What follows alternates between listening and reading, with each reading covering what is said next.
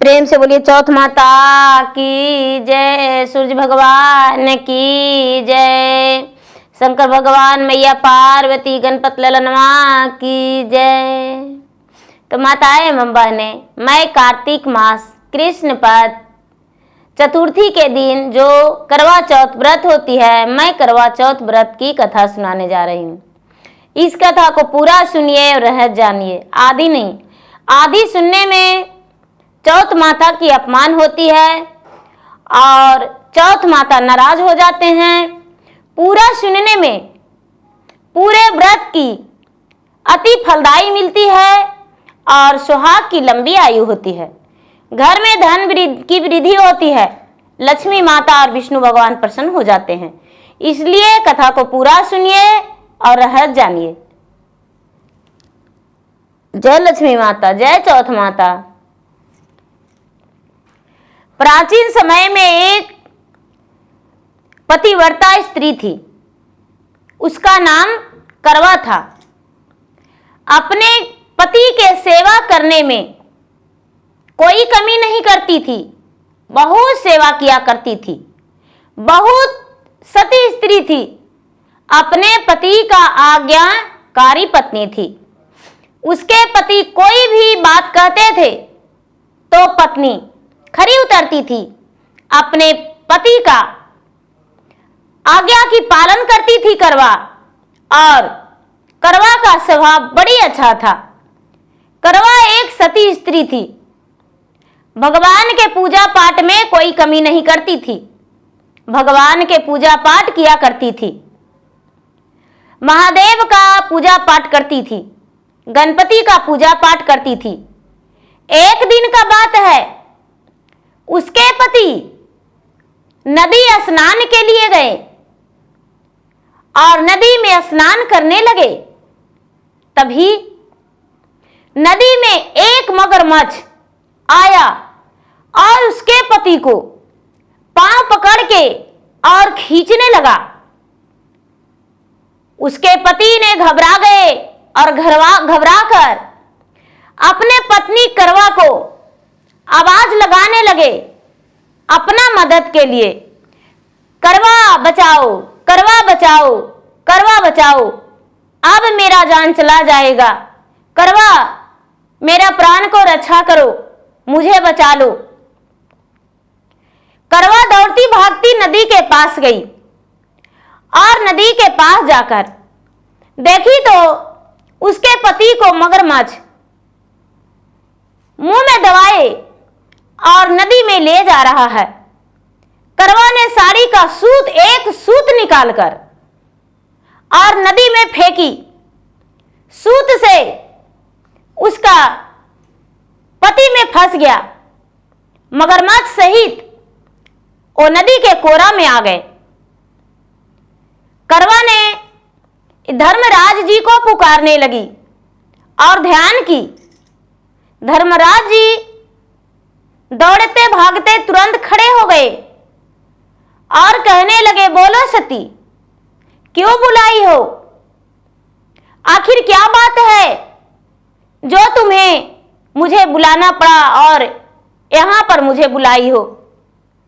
करवा बोली, महाराज, आपका होते हुए अधर्म हो रहा है। देखिए, ये मगरमच्छ मेरे पति को नदी में ले जा रहा है, इसे दंड दीजिए, इसे प्राण दंड आप दे दीजिए। तभी धर्मराज जी कहते हैं कि नहीं पुत्री, मैं प्राण दंड इसे नहीं दे सकता हूं, क्योंकि इसका अभी आयु पूरा नहीं हुआ है। करवा बोली, तो क्या महाराज, मेरे पति का आयु क्या पूरा हो गया था? मेरे पति को क्यों ले जा रहा था?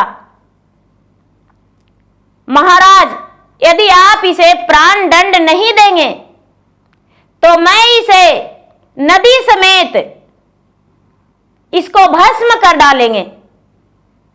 यह बात सुनकर धर्मराज जी घबरा गए। उनका शरीर जो था रोम रोम सिहर बैठा और हाथ जोड़कर विनती कि हे सती, तुम नहीं जानती हो इस नदी में कितने जल में रहने वाले प्राणियां हैं जो सब मर जाएंगे। नदी को श्राप मत दो।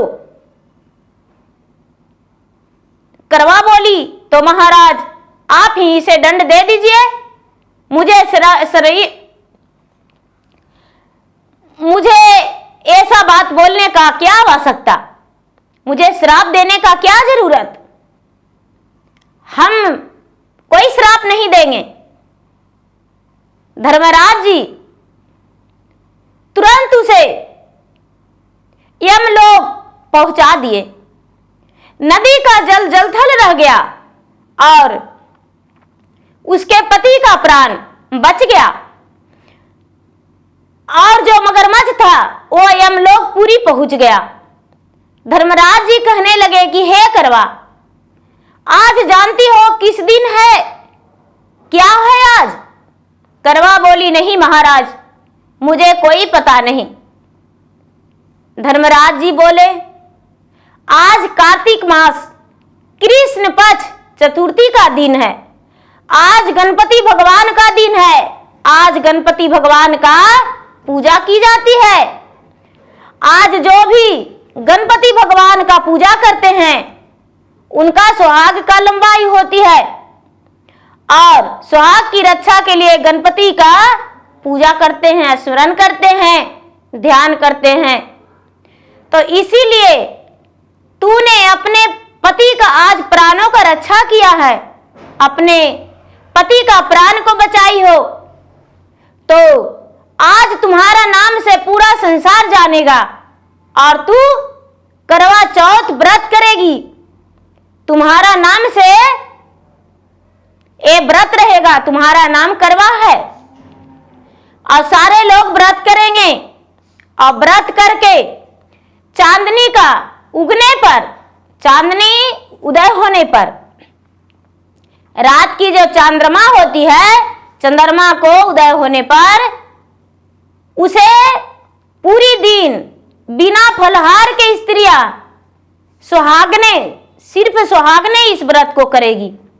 बिना फलहार के कोई अंजल नहीं खाएगी, पूरे दिन निराहार रहेगी और रात का चंद्रमा को उगने पर चंद्रमा को अर्घ देगी और चंद्रमा के पूजन करेगी, आरती करेगी और गीत गाएगी। उसके बाद मीठे भोजन से व्रत खोलेगी। उसके बाद पुआ पकवान, पूड़ी कचौड़ी, मिठाइयाँ, जो भी भोजन करें पूरे परिवार में बैठकर और भोजन करेंगे। क्या तू ये व्रत को कर पाएगी? करवा बोली, महाराज भला इसमें कहने का क्या बात, पति के प्राण के रक्षा के लिए तो मैं कोई भी तपस्या और कोई भी व्रत कर सकती हूं, तो करवा चौथ क्यों नहीं कर सकते हैं? इस व्रत को करने से यदि मेरा पति का लंबा आयु हो जाता है तो मैं इस व्रत को करूंगी। बोले कि ठीक है महाराज, हम इस व्रत को करेंगे और पूरे लोगों को बताएंगे। करवा उसी दिन से जब कार्तिक मास चौथ का दिन आया तो पूरी दिन उपवास रही और उपवास रह के करवा चौथ माता के पूजा की।